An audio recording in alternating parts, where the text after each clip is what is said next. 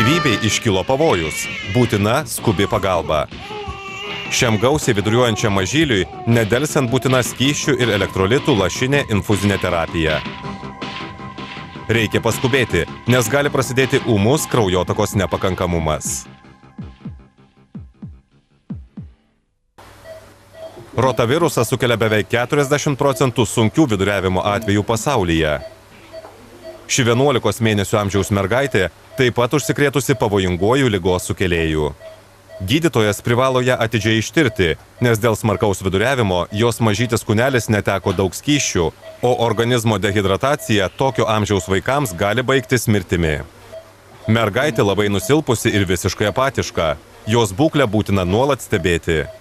Mergaitei netekus daug skysčių sutriko kvėpavimas. Jos akytės įdubusios, beveik visiškai įkritusios į akidubes. Tai tipiškas kritinės vaiko būklės požymis. Kūdikiams rotavirusinė infekcija žymiai pavojingesnė, nes dėl jo sukelto viduriavimo ir vėmimo jie gali netekti 15–20% organizmo skysčių, o tai pavojinga gyvybei. Šiam kūdikiui pakaktų netekti šiek tiek daugiau negu pusės litro skysčių ir jo organizme vykstantis metaboliniai procesai rimtai sutriktų. Jo mažame kūnelyje susidarytų itin rūgštinė terpė ir šio kūdikio gyvybės neišgelbėtų net nedelsiant skirta rehidratacijos terapija. Būtent todėl ekspertai spėja, kad šiai dažnai ir tikrai pavojingai kūdikiams ir mažiems vaikams ligai skiriama nepakankamai dėmesio. Sunkus viduriavimas yra antroji dažniausiai pasitaikanti kūdikių mirties priežastis, kurią lenkia tik kvėpavimo takų ligos. Remiantis Pasaulio sveikatos organizacijos duomenimis, kasmet nuo rotavirusinės infekcijos miršta apie 3–400 tūkstančių vaikų. Rotavirusas aptinkamas visame pasaulyje, ir pas mus, ir besivystančiose šalyse. Jis yra dažniausia ūmių kūdikių ligų, sukeliančių viduriavimą ir vėmimą priežastis. Žiemos mėnesiais sergamumas rotavirusinė infekcija padidėja, nes šiltose, sausose, šildomose patalpose šios ligos sukėlėjai greitai plinta. Rotavirusas yra labai atsparus ir lengvai perduodamas. Ypač didelė rizika užsikrėsti kyla vaikams, turintiems artimą kontaktą vienas su kitu, pavyzdžiui, kartu žaidžiantiems ar valgantiems darželyje. Šis virusas plinta nepastebimai, nes vaikai dažnai nepakankamai dėmesio skiria higienai ir, pavyzdžiui, pamiršta nusiplauti rankas pasinaudoję tualetu. Dauguma dezinfekavimo priemonių šio viruso 100% nesunaikina. Neplautus pirštelius vaikas kiša į burną ir per seiles gali ne tik užsikrėsti pats, bet ir užkrėsti kitus vaikus.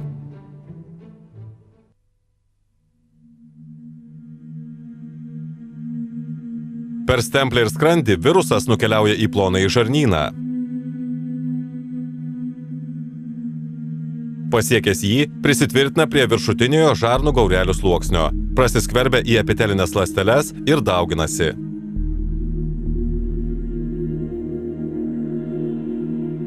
Pažeistos ląstelės išsipučia ir žūsta nuo infekcijos. Taip sukeliamas stiprus žarnyno gleivinės uždegimas, kuris virusams dauginantis plinta toliau. Kai sveikas žarnynas aktyviai dalyvauja skysčių homeostazės procesuose, reguliuodamas virškinimo metu vykstantį skysčių pasisavinimą iš žarnyno.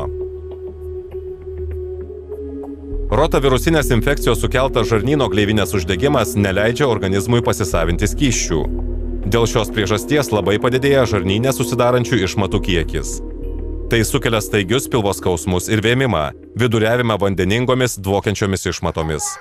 Maistas vaiko organizme beveik neužsilaiko, o kartu su išmatomis išskiriama ir daug virusų.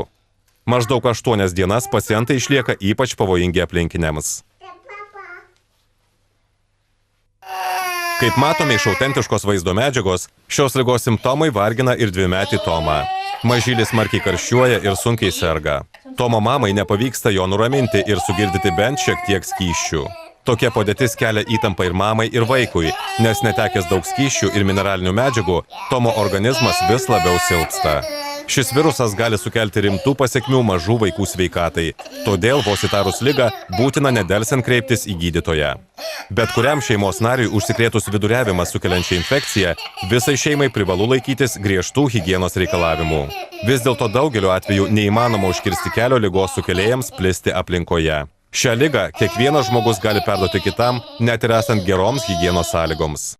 Tai 5 mėnesių amžiaus Marta, kurią vaikų ligų gydytojai ruošiasi antrąją dozę skiepyti nuo rotaviruso. Taip Martos mama apsaugo savo dukrą nuo kankinančios ligos ir padės mergaitei išvengti infekcijos pasekmių. Po pokalbio su Martos mama apie vakcinos poveikį gydytoja visų pirma atidžiai apžiūri mažylę, norėdama įsitikinti, ar nėra jokių neįprastų pokyčių, ypač skrandžio ir žarnyno srityje. Paaiškėjus, kad vaikas sveikas, galima saugiai skiepyti nuo rotaviruso. Gera apsauga ir sveikata – džiaugsmas tėvams ir vaikams.